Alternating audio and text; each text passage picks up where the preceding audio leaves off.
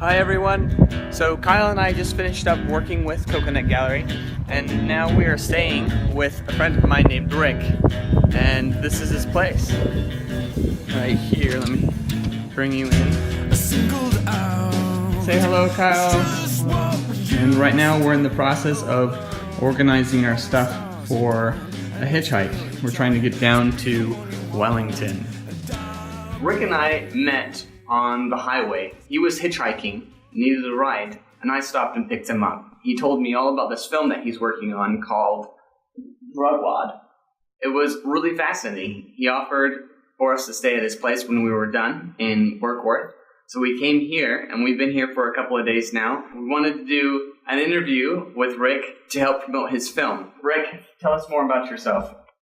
I'm from South Africa. I arrived in New Zealand 6 years ago, and I got sucked into making this film. It talks about how the prohibition of cannabis has created a whole range of problems for New Zealand. And it also explains that it was the United States drug policies that were imposed through diplomatic means onto this country, and very difficult to break out of the mold that was set by the United Nations. Globalization of this problem, because cannabis is prohibited in almost every country in the world, and how countries can break out of the UN framework that they're all locked into. What dragged you into this? Why do this? I met Abe Gray at Otago University. He's a botanist and also the director of the Cannabis Museum in Dunedin. So very well read, highly intelligent, well-spoken guy who the police had targeted because he had a radio station which was advocating for drug law reform.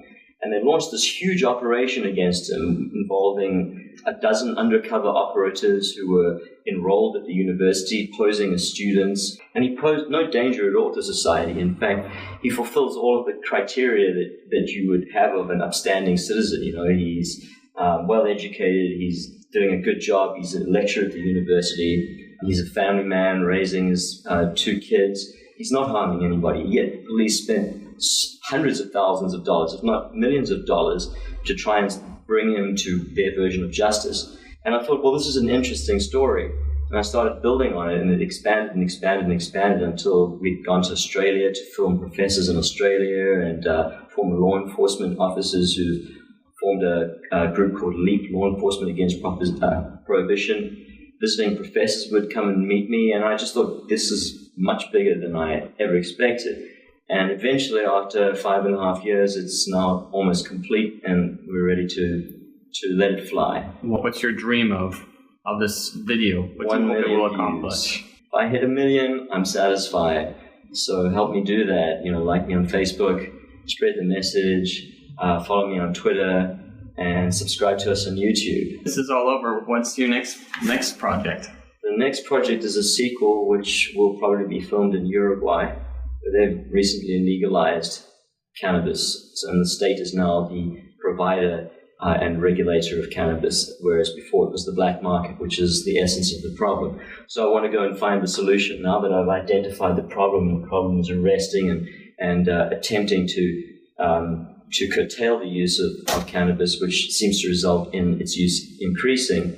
In Uruguay, I want to see if the use has decreased as it has in Colorado and Washington and in the Netherlands, where it's been legalized. Uruguay, on a national level, can demonstrate that these things are working. Then there won't be any more argument to the prohibitionist position. It'll be QED, case closed. Well, thank you so much for the interview and having us come stay at your place. Yeah, definitely check it out, everyone.